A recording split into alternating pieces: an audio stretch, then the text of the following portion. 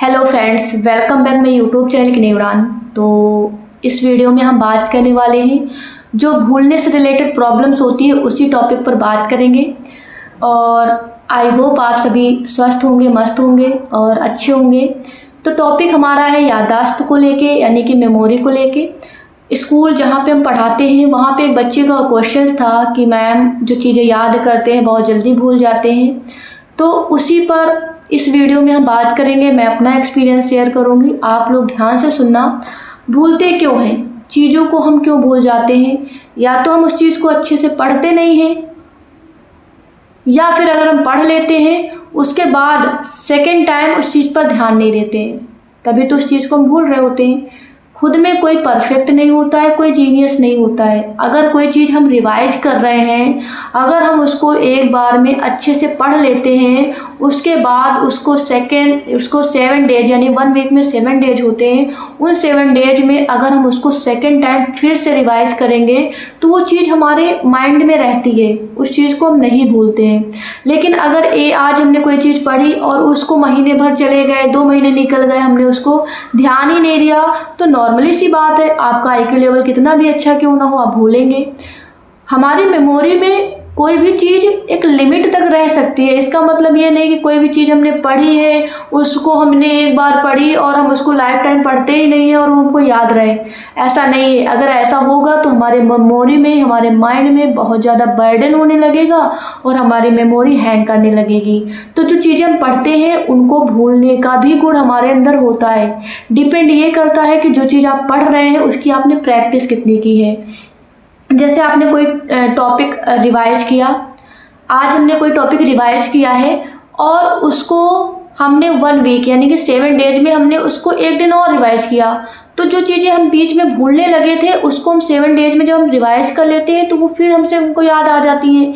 फिर उसके बाद ड्यूरेशन बढ़ाते रहेंगे, 7 डेज के बाद आप 10 डेज कर लें, फिर उसको एक बार 10 डेज में रिवाइज करें। इसी प्रकार उस चीज़ को आप प्रैक्टिस में अगर रखते हैं, अगर रिविजन में रखते हैं तो आप उस चीज़ को कभी नहीं भूलेंगे।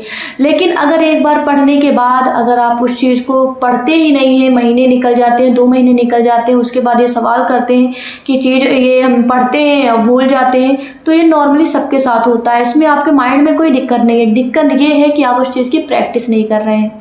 ये हमारे साथ भी होता है, हम सबके साथ होता है। तो डिपेंड करता है प्रैक्टिस पर। और एक बात और है कि जैसे कोई चीज़ अगर हमको याद नहीं हो रही है, तो उसका एक तरीका है कि उसको हम लिख कर देखें। जैसे कोई चीज़ हम बहुत ज़्यादा प्रयास कर रहे हैं, याद नहीं हो पा रही है, तो उसको लिख कर याद करें। लिख कर याद करने से क्या होगा, वो चीज़ हमारे माइंड में अच्छे से सेट हो जाती है और लिखने से हमारी प्रैक्टिस भी होती रहती है। जैसे कुछ मिस्टेक्स होती हैं, हिंदी हो गई, इंग्लिश हो गई, जो भी मिस्टेक्स होती हैं उसमें भी इम्प्रूवमेंट आता है। तो इससे डबल फायदे होते हैं। एक तो आपको याद हो जाएगी, दूसरा आपकी लिखावट यानी कि लिखने में जो भी इम्प्रूवमेंट है वो भी हो जाएगा।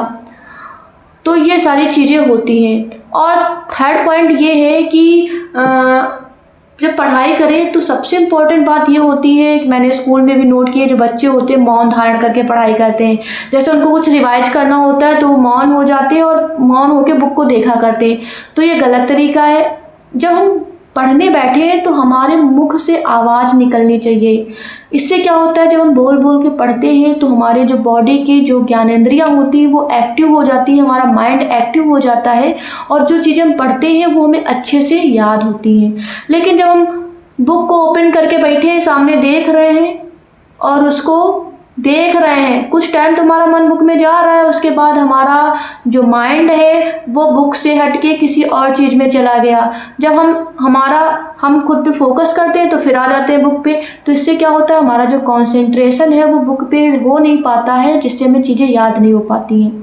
तो डिपेंड करता है कि जब भी आप कोई चीज़ रीड करें तो आप लाउडली स्पीक करें, यानी कि लाउडली इसको बोलें, बोल बोल के पढ़ें। तो इससे क्या होगा, आपका ब्रेन एक्टिव हो जाएगा। जब आप बोल के पढ़ेंगे तो आपका माइंड एक्टिव रहेगा और आपका फोकस उस चीज़ पे रहेगा। तो सबसे इम्पॉर्टेंट है जब भी आप कोई चीज़ रीड करें तो उसको लाउडली स्पीक करें, ये मोस्ट इम्पॉर्टेंट है। तो आज की वीडियो में इतना ही रखते हैं और डेली हम आपसे कुछ ना कुछ इंपॉर्टेंट चीज़ें शेयर करते रहेंगे। तो आप लोग जो है चैनल को सब्सक्राइब कर लें, वीडियो को शेयर कर दिया करें। और हमारे स्कूल में बहुत सारे क्वेश्चंस ऐसे होते हैं जो हम डिस्कस करेंगे आप सभी के साथ और आप सभी के लिए भी इम्पॉर्टेंट हैं। जैसे बहुत सारे अभी 6 to 8 क्लास के स्टूडेंट भी हमारे वीडियो देखते हैं और भी जो बड़े क्लास के स्टूडेंट्स हैं उन सबके लिए हेल्पफुल रहेंगे। तो आप लोग वीडियो को लास्ट तक देखें, वीडियो को शेयर कर दिया करें, चैनल को सब्सक्राइब कर लें। फिर मिलते हैं नेक्स्ट वीडियो में, तब तक के लिए thanks for watching this video and Radhe Radhe.